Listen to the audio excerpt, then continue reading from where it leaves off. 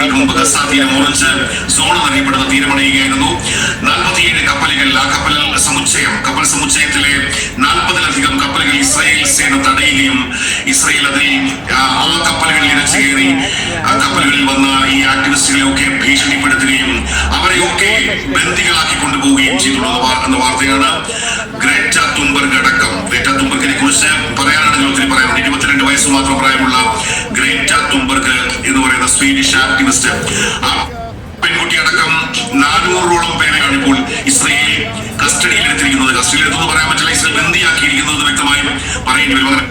ബന്ദിയാക്കി എന്ന് അജ്ഞാത കേന്ദ്രത്തിലേക്ക് കൊണ്ടുപോയിരിക്കുന്നു. ഇനി അവരെ അവിടെ നിന്ന് ഡീപ്പോർട്ട് ചെയ്യും, ഇസ്രായേലിൽ നിന്ന് ഡീപ്പോർട്ട് ചെയ്യും എന്നാണ് പറയുന്നത്. ഗസയിലേക്ക് ഭക്ഷണം അതടക്കമുള്ള അടിയന്തര സഹായങ്ങളുമായി വന്ന കപ്പലുകളാണ്. ഇതൊരു വലിയൊരു പ്രതീകാത്മകമായ സമരമാണെന്ന് പ്രഖ്യാപിച്ചുകൊണ്ടാണ് അവർ വന്നത്. ഈ ലോകം മുഴുവൻ ഇങ്ങനെ നോക്കി നിൽക്കുമ്പോൾ ലോകത്ത് മനസാക്ഷിയുള്ള മനുഷ്യരുണ്ട് എന്ന് തെളിയിക്കാനുള്ള അതിന്റെ സൂചകമായി, അതിന്റെ പ്രതീകമായിട്ടാണ് ഈ യാത്ര എന്ന്